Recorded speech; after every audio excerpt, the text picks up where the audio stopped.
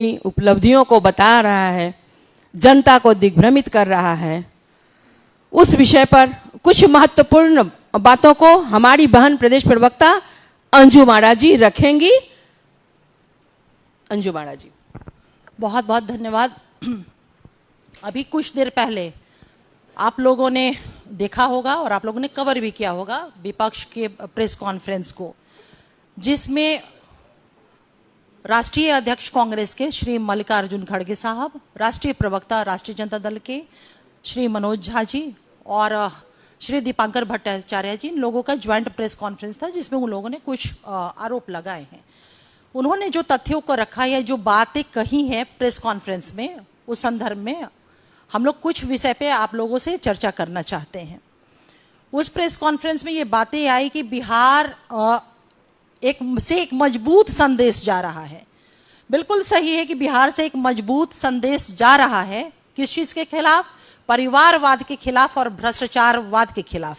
और जा ही नहीं रहा है, बल्कि बिहार ने एक मजबूत संदेश दिया भी है, दे दिया है। 2005 से लगातार नीतीश कुमार जी के लीडरशिप में अपना पूर्ण विश्वास जगाते हुए परिवारवाद के खिलाफ और भ्रष्टाचारवाद के खिलाफ। जो पार्टी या जो परिवार आकंठ तक भ्रष्टाचार में और जिनका उद्देश्य ही था शासन और सत्ता का, जिनका उद्देश्य ही था कि परिवार का राजनीतिक तौर पे पोषण कैसे हो, वही उनका मोटो रहा है, वो आज कह रहे हैं कि बिहार संदेश दे रहा है। दूसरा जो सवाल है उनका कि नौकरी मतलब तेजस्वी, सब लोग समझ गए हैं। बिहार की जनता बिल्कुल समझ गई है इस बात को। तेजस्वी मतलब, नौकरी मतलब जॉब फॉर लैंड, जो नौकरी के बदले में जमीन का सृजन किया, संपत्ति का सृजन किया। बिहार की जनता इससे पूरी तरह से अवगत हो गई है। तेजस्वी यादव जी या फिर उनके राष्ट्रीय प्रवक्ता इस बात को स्पष्ट करें कि 468 करोड़ की संपत्ति और 43 बीघा जमीन सिर्फ पटना में, गोपालगंज, सिवान, छपरा या अदर जो बिहार के या देश के विभिन्न हिस्सों में जो इन लोगों ने करप्शन के माध्यम से संपत्ति का अर्जन किया है, इतनी संपत्ति कहां से आई, इसका वो पहला स्पष्टीकरण दें। और बिहार की जनता उनके इस भ्रष्टाचार वाली जो मानसिकता रही है, इतना जो संपत्ति इन्होंने सृजन किया है, बिहार की जनता खूब अच्छे से उनसे वाकिफ हो गई है।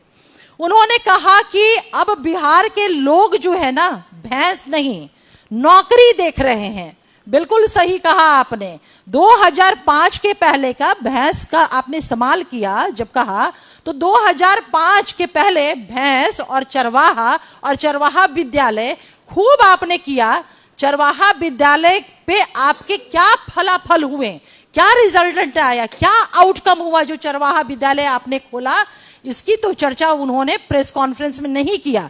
लेकिन आपने कहा कि नौकरियां बिहार के युवा देख रहे हैं, बिल्कुल सही बात है। 2005 के बाद से माननीय मुख्यमंत्री श्री नीतीश कुमार जी ने जो बिहार में बहुत सारे नेशनल यूनिवर्सिटी, आर्यभट्ट विश्वविद्यालय, Chanakya law university, medical colleges, प्रत्येक जिले में engineering colleges, so many schools, college, ये सारे स्थापित किए हैं। और आज बिहार के बेटे और बेटियों के लिए शिक्षा ग्रहण करने के लिए कभी भी माँ बाप को अब बेटे बेटियां कैसे पढ़ेंगे बिहार के, ये उनके माँ बाप की जवाबदेही नहीं, बल्कि अब मुख्यमंत्री जी की उन्होंने जवाबदेही लिया है।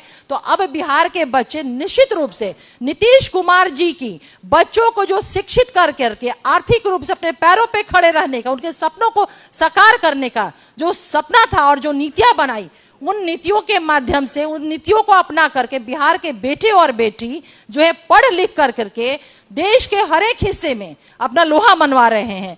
तो मनोज झा जी से मैं कहूंगी कि बिल्कुल मां सरस्वती आपके जिह्वा पर विराजमान होकर के उन्होंने आपसे ये कहने को मजबूर किया कि बिहार के लड़के अब 2005 के पहले की तरफ भैंस और चारा की बात नहीं, बल्कि अब वो नौकरी की बात कर रहे हैं। क्योंकि उनको पता है, उनको विश्वास है, नौकरी मतलब नीतीश सरकार, सीधी सी बात है। और उन्होंने कहा कि ये जब आएंगे, एनडीए के लोग आएंगे तो संविधान खत्म कर देंगे। यह बात हर गांव तक पहुंच गई है। लेकिन हम लोगों का कहना यह है कि संविधान की जब बात करते हैं, संविधान में खतरे होने की बात करते हैं कि संविधान खतरा में है, और जब आप ये बोलते हैं कि संविधान को समाप्त कर दिया जाएगा, तो आदरणीय मनोज झा जी, मैं ये आपसे कहना चाहती हूं, आप पढ़े लिखे बुद्धिजीवी हैं, इसमें कहीं दो राय नहीं है। तो 1976 में जब देश में अमेंडमेंट कॉन्स्टिट्यूशन में स्वर्गीय श्रीमती इंदिरा गांधी जी का शासनकाल था, और 42वां संशोधन करके जब संविधान को आपने, मैं कहूं कि एक तरह से आपने हत्या करने का काम किया था, जो मौलिक अधिकार बाबा साहेब भीमराव अंबेडकर ने देश के नागरिकों को दिया था, उसे खत्म करके आपने डायरेक्टिव प्रिंसिपल को आपने प्रायोरिटी दे दी थी। तो आप ये बताइए कि संविधान जो है किसके कारण खतरे में हुआ। दूसरी बात, 42वें संशोधन में श्रीमती इंदिरा गांधी जी ने, जो जुडिशरी हमारे देश में सब कोई जानता है कि सर्वोच्चता संसद की नहीं बल्कि कॉन्स्टिट्यूशन की सर्वोच्चता है, और जब कॉन्स्टिट्यूशन की सर्वोच्चता हमारे मुल्क में है तो उसका इंटरप्रिटेशन करने का अधिकार जो है वो ऑनरेबल सुप्रीम कोर्ट को है। लेकिन आप लोग को जान करके ताज्जुब होगा, और उस प्रेस कॉन्फ्रेंस में विपक्ष के प्रवक्ताओं ने इस बात को कहीं ना कहीं बोलने से वो बच गए। इस बात को उन्होंने नहीं कहा कि जब सुप्रीम कोर्ट की सर्वोच्चता है, न्यायपालिका की सर्वोच्चता है, तो फिर देश में ऑनरेबल हाई कोर्ट की और ऑनरेबल सुप्रीम कोर्ट की जो शक्ति संविधान ने दिया था, बाबा साहेब भीमराव अंबेडकर ने दिया था, उसे आपने कम करने का दुस्साहस श्रीमती इंदिरा गांधी जी ने क्यों किया था। और आपको मैं बता दूं कि उस दौर में 42वें संशोधन इतना वो विवादास्पद संशोधन रहा कि ऑनरेबल सुप्रीम कोर्ट ने एक मामले में मिनर्वा मिल्स एक केस था, उस केस में शून्य घोषित किया, और उस अमेंडमेंट के कारण कॉन्स्टिट्यूशन ऑफ इंडिया को उस वक्त में कॉन्स्टिट्यूशन ऑफ इंदिरा कहा जाता था। तो मैं पूछना चाहती हूं तमाम उस विपक्ष के नेताओं से, जो उन्होंने आज प्रेस कॉन्फ्रेंस के माध्यम से संविधान खतरे में है या संविधान को खत्म कर दिया जाएगा जैसे शब्दों का इस्तेमाल किया है, तो ये जो एक इतिहास का कालखंड है, ये काला खंड जो हमारा है जिसमें संशोधन किया गया, इसका जवाब कौन देगा। तीसरी बात उन्होंने कही कि देश के प्रधानमंत्री झूठ बोल रहे हैं, इतना झूठ बोल रहे हैं कि मशीन खराब हो जाएगा। निश्चित रूप से जब आपके ऊपर परिवारवाद के ऊपर, भ्रष्टाचार के ऊपर, और आपने जो करप्शन किया है, गरीब गुरबों का आरक्षण, अति पिछड़ों का आरक्षण, दलितों का आरक्षण जो आपने खत्म करने का प्रयास किया है, जब उस पर देश के माननीय प्रधानमंत्री बोलते हैं तो आप कहते हैं कि झूठ बोल रहे हैं। अरे झूठ कौन बोल रहा है? आप लोगों ने देखा कि किस तरह से आदरणीय लालू प्रसाद यादव जी को बैकफुट पे आना पड़ा, और आज तो मल्लिकार्जुन खड़गे साहब को बैकफुट पे आना पड़ा मणिशंकर अय्यर साहब के बयान को लेकर के। लालू प्रसाद यादव जी ने आरक्षण पे कहा कि आरक्षण जो है मजहब के आधार पे मुसलमानों को मिलेगा, और शाम में वो अपने बयान से पलट जाते हैं, कहते हैं कि आरक्षण का प्रावधान सामाजिक पिछड़ापन है। लेकिन मैं पूछना चाहती हूं कि आज जो प्रेस कॉन्फ्रेंस किया उन तमाम प्रवक्ताओं से कि जो आरक्षण जननायक कर्पूरी ठाकुर साहब ने दिया था बिहार में मुंगेरी लाल कमीशन के जो सिफारिशें थी, उस सिफारिशों के आधार पर उस आरक्षण को खत्म करने का ऐलान आदरणीय लालू प्रसाद यादव जी ने किया था, और हमारे नेता नीतीश कुमार जी ने कहा था कि जब तक मैं हूं, कर्पूरी मॉडल जो आरक्षण का है उसे कोई समाप्त नहीं कर सकता है। तो लालू प्रसाद यादव जी या राष्ट्रीय जनता दल के जो लोग हैं, वो आरक्षण सिर्फ परिवार के अंदर आरक्षण हो उसके हिमायती है। पिछड़ों का आरक्षण, दलितों का आरक्षण, अति पिछड़ों का आरक्षण, इस आरक्षण को वो समाप्त करने का उन्होंने प्रयास किया है। तो ये तमाम वो विषय हैं जिसपे विपक्ष जो है वो चुप रहा है, खामोश रहा है, चाहे वो संविधान खत्म करने की मामले हो। कालखंड को देखिए तो संविधान को खतरा इनके कारण हुआ है। आरक्षण का मामला हो, जननायक कर्पूरी ठाकुर ने जो आरक्षण लागू किया मुंगेरी लाल कमीशन सिफारिश के आधार पर, उसे खत्म करने का ऐलान आदरणीय लालू प्रसाद यादव जी ने किया। रही बात परिवारवाद की, तो राजनीति में जिस सूचिता की बात हमारे महापुरुषों ने, बाबा साहेब भीमराव अंबेडकर ने, लोहिया ने, जननायक कर्पूरी ठाकुर साहब ने जिसको स्थापित किया, और ये कहते हैं कि जननायक कर्पूरी ठाकुर के मैं शिष्य हूं।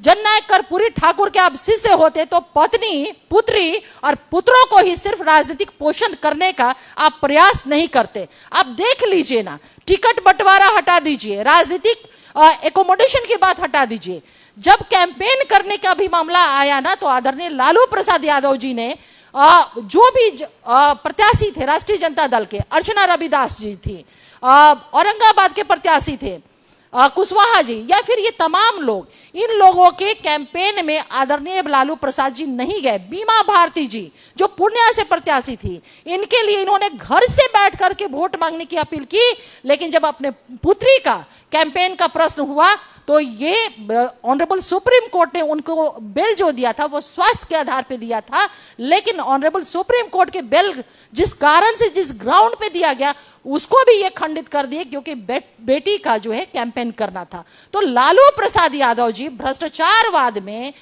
परिवारवाद में आकंठ तक डूबे हुए हैं। और जब इस पे हमारे नेता आदरणीय नीतीश कुमार जी या फिर देश के माननीय प्रधानमंत्री श्री नरेंद्र मोदी जी जब प्रहार करते हैं तो ये कहते हैं कि झूठ की मशीन है।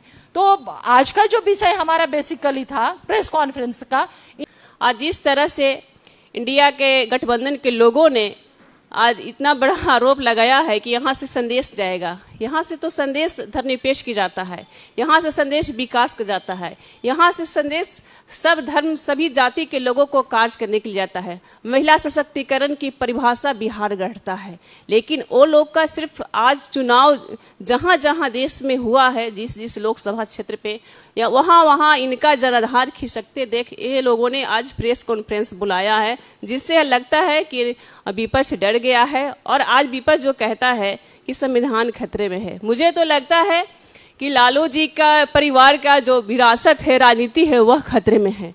और जिस तरह से देखेंगे आप कि परिवार के हर एक एक व्यक्ति को लालू जी ने रोजगार देने का काम किया है, लेकिन वो अपने से रोजगार दिए हैं, लेकिन बिहार की जनता उन्हें नकार देगी। जिस तरह से वह चाहे रोहिणी आचार्य जी का हो, चाहे वे मीसा भारती जी का हो, परिवार के तमाम लोग चुनाव लड़ रहे हैं, इससे तो है कि उनके कार्यकर्ता को उनके पार्टी में उपेक्षा की जाती है। तो ये लोकतंत्र को तो लोग मानते नहीं, उनकी पार्टी में भी लोकतंत्र नहीं है।